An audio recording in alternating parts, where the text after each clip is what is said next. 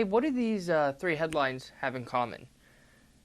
First ever transient pacemaker harmlessly dissolves in body. If you snore, you could be 3 times more likely to die of coronavirus, docs warn. Murders increased during the pandemic. Did they also get harder to solve? The commonality here is they're all misleading headlines. Now, not necessarily false headlines or fake headlines, but they're misleading. Headlines are really important. I mean, it's the first impression that you see. It's what you remember from a story normally. Most people don't even get past the headline. They'll only read the headline. So that's the story in and of itself for a lot of people. For example, a satirical NPR article said, asked the question, has America lost its ability to read? And then in the first sentence says, congrats for getting this far.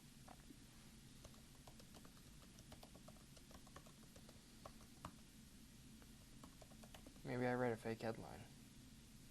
So most of the time you can kind of get away with making a claim that's false in the headline because then you just clear it up in the body of the story, in the article itself. And so then you escape libel more often than not. So you could make a wild correlation that isn't really what the article is saying, but is kind of inferred from the article. And then when you read the article, you see, oh, I could see how they make that connection, but definitely not it. So there are multiple ways that news headlines can just be misleading or plain unhelpful or really misinformation. That's a popular word these days, misinformation. Maybe if I say misinformation enough, this video will jump to the top, or probably the bottom, because YouTube doesn't want misinformation. But I'm debunking misinformation. Remember that, YouTube. A classic example of this is what we call Republicans pounce. Plagiarism charges downed Harvard's president.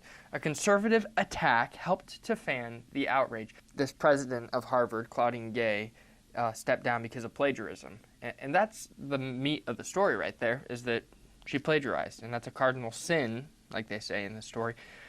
But what they say in the headline is, a conservative attack helped fan the outrage. How dare the conservatives for attacking her? Republicans try to put Harvard, MIT, and Penn on the defensive about anti-Semitism.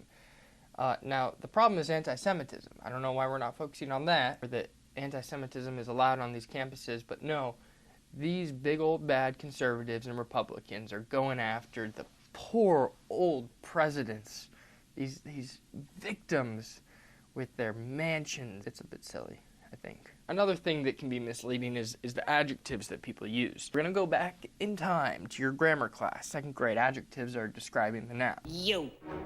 Front of the class. So how do we describe those people? Well, fiery adjectives are just going left and right where people don't even know what they mean. They're just tagging it on. So here's one. Vocal on Israel, DeSantis is challenged on his silence on neo-Nazis in Florida. Now the tendency for us to jump to call people neo-Nazis or alt-right or all these things are just blanket statements that aren't really tying back to the definition in the first place. If you were to look at the definition for most of these, it doesn't really correlate. Here's another one. I don't even know what this one is talking about. Communist cable TV heir giving $24,000 payout from New York City BLM protest to anti-Israel causes to spite Chief Pig Eric Adams. Now, I don't even know who the subject of that is. There's like 16 things going on at once. But they're calling a cable TV heir communist, calling Eric Adams Chief Pig, anti-Israel. Like so many of these, if you were to ask the people if they're anti-Israel, they probably aren't. But if they're pro something else, they're anti-Israel. And vice versa. Communist, neo-Nazi, brainless, woke, anarchist. I mean, these are buzzwords that are going to make an article jump to the top of maybe a search engine and maybe make people want to click on it and read about, why Kevin Costner is an anarchist, even though he's not. Yeah. No, I'm just the postman. And it'll explain that in the story later, right? They'll clear that up and they'll make some kind of attribution, or say a fan on Twitter said he was, and that fan was also in a mental institution. Another misleading thing that's unintentional, it's just because sometimes as society we're a little bit ignorant, a little bit slow. Excuse my friend, he's a little slow. But satire can be misleading too, so people think that it's legit and they'll circulate it. Not all fake news is trying to fool you. The Onion is a very popular satirical news source, and their motto is America's finest news source, and that's Sarcastic, of course. Oh, I like the Babylon Bees motto, fake news you can trust. So here's an example of an article there. Desperate Cowboys re-sign Troy Aikman. Now, someone who doesn't know the art of satire or doesn't realize that the Babylon Bee is writing satire may be sending that around going like, guys, we're finally getting a quarterback. Guys, we're finally getting someone that's not going to throw 20 picks. The Babylon Bee loves to target the Cowboys. As a Cowboys fan, I've gotten used to it at this point. I've gotten used to the mockery.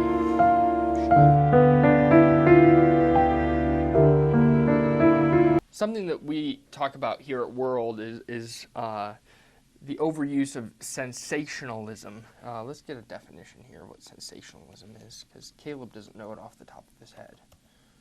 Definition. Especially in journalism is at the start of the definition. The use of exciting or shocking stories or language at the expense of accuracy in order to provoke public interest or excitement. So at World we say sensational facts, understated prose. So, we're going to use the senses, appeal to the senses, but in a fact-based way, in an objective way. But sometimes people overdo it on sensationalism at the expense of truth. Look at this article from the New York Post. Taylor Tomlinson's After Midnight makes quiet debut. Mediocre and unwatchable. Now, here's the quote from the story, from the article, of where the adjectives mediocre and unwatchable come from.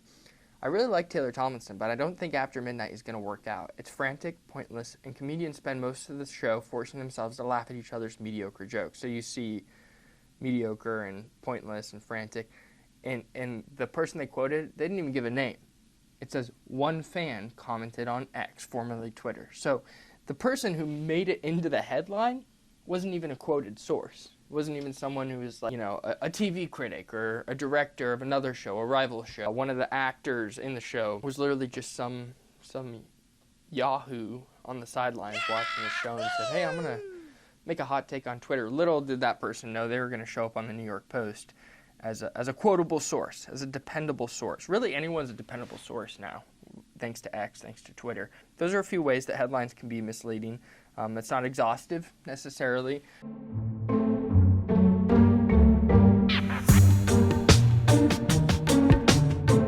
Hey, I'm Caleb Bailey. I'm a reporter with World Watch News, and we are a daily educational news program for students.